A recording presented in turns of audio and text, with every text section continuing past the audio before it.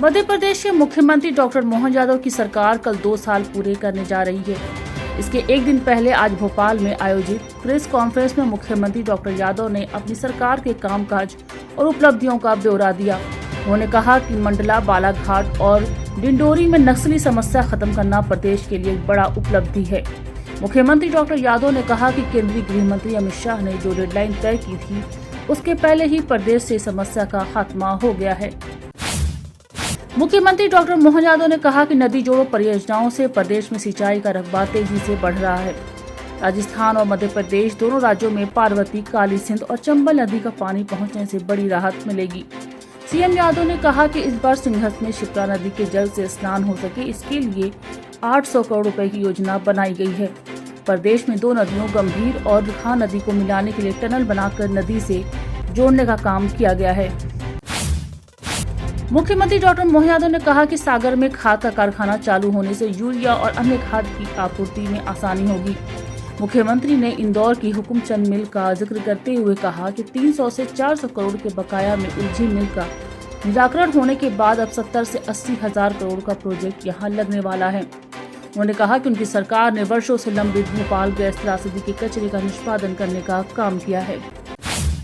मुख्यमंत्री मोहन यादव ने कहा कि प्रदेश में तेज गति से मेडिकल कॉलेज खुल रहे हैं, इनमें एक्सपर्ट डॉक्टरों की कमी न हो, इसलिए उनकी सरकार एक्सपर्ट डॉक्टरों को प्राइवेट सेक्टर से ज्यादा वेतन देकर यहां लाएगी। सरकार ने प्रदेश में शहरी विकास को बढ़ावा देने के लिए इंदौर, उज्जैन, भोपाल, जबलपुर और ग्वालियर को मेट्रोपॉलिटन सिटी घोषित किया है। उन्होंने कहा है कि इंदौर, उज्जैन, देवास, धार को पहले और भोपाल, सीहोर, रायसेन, विदिशा, ब्यावरा को दूसरे महानगर क्षेत्र के रूप में विकसित करेंगे। प्रेस कॉन्फ्रेंस की शुरुआत में उप मुख्यमंत्री जगदीश देवड़ा ने कहा कि मुख्यमंत्री डॉक्टर मोहन यादव ने इन 2 वर्षों में विकास और विरासत दोनों पर विशेष ध्यान दिया है। प्रदेश भाजपा अध्यक्ष हेमंत खंडेलवाल ने इस मौके पर कहा कि पिछले 2 साल अच्छे शासन, पारदर्शिता और त्वरित निर्णयों के लिए जाने जाते हैं। इस दौरान सरकार की त्वरित कार्यवाही से भ्रष्टाचार पर भी अंकुश लगा है।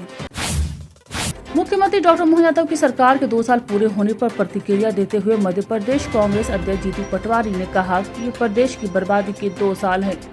उन्होंने कहा कि निवेश के नाम पर प्रदेश की जनता के साथ धोखा किया गया, किसान बेहाल हैं और मोदी की एक भी गारंटी पूरी नहीं हुई है। पटवारी ने कहा कि प्रदेश क्राइम में नंबर 1 है, मंत्री बेकाबू हैं और भ्रष्टाचार चरम पर है।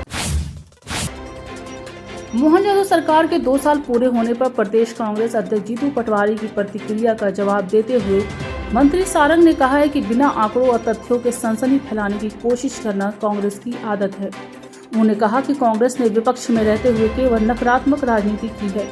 सारंग ने सीएम मोहन यादव की सरकार के 2 वर्ष के कार्यकाल को सफल और विकास पर केंद्रित बताया। मध्य प्रदेश सरकार 71 IAS अफसर को प्रमोट करने जा रही है। मुख्य सचिव की अध्यक्षता वाली कमेटी ने इन अधिकारियों को प्रमोट करने की मंजूरी दे दी है। इनके प्रमोशन के आदेश आगामी 31 दिसंबर को जारी होंगे। सचिव GAD कार्मिक MS रविंद्रन को प्रमुख सचिव के पद पर पदस्थ किया जाएगा, जबकि भोपाल कलेक्टर कौशलेंद्र विक्रम सिंह, आबकारी आयुक्त अभिजीत अग्रवाल, उज्जैन संभाग के commissioner Ashish Singh, treasury commissioner Bhaskar Lakshakar, commissioner food Karmveer Sharma, CPR Deepak Saxena और हेल्थ कमिश्नर तरुण राठी को सचिव के पद पर प्रमोट किया जाएगा। विवादों में घिरे IAS संतोष कुमार वर्मा के खिलाफ कड़ी कार्रवाई का निर्णय लेते हुए मुख्यमंत्री डॉक्टर मोहन यादव ने गुरुवार देर रात वर्मा को कृषि विभाग से हटाकर GAD पूल में अटैच कर दिया है, जहां उनके पास न विभाग होगा न कोई काम।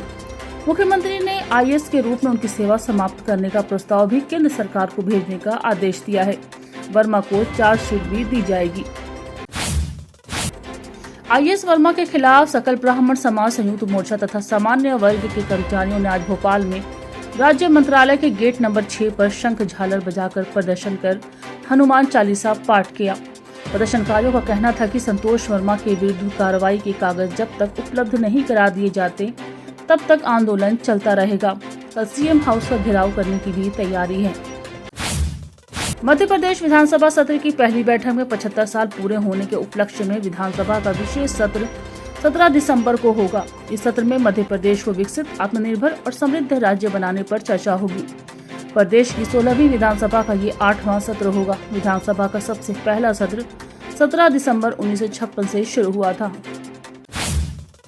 भोपाल के गांधी मेडिकल कॉलेज की मॉर्चरी परिसर से नवजातों के शव मिलने से मामले में नया खुलासा हुआ है।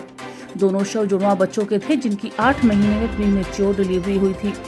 हालांकि बच्चों को कचरे के साथ फेंकने और जलाने वाले की पहचान नहीं हो सकी है। पुलिस ने सीसीटीवी कैमरों के फुटेज देखे, लेकिन तस्वीरें साफ नहीं होने से कोई जानकारी नहीं मिल पाई है। पुलिस को संदेह है कि किसी बिन ब्याही मां ने दोनों बच्चों को जन्म दिया और बदनामी के डर से शव यहां ठिकाने लगाने का प्रयास किया। मध्य प्रदेश में कड़ाके की ठंड पड़ रही है। इसके चलते गुरुवार शुक्रवार की दरमियानी रात कई शहरों में पारा 5 डिग्री के आसपास रहा। पंचमढ़ी और इंदौर शहर दोनों में 5.2 डिग्री तापमान दर्ज किया गया। भोपाल में पारा 6.5 डिग्री, जबलपुर में 8.4 डिग्री, उज्जैन में 9 डिग्री और ग्वालियर में 9.1 डिग्री दर्ज किया गया।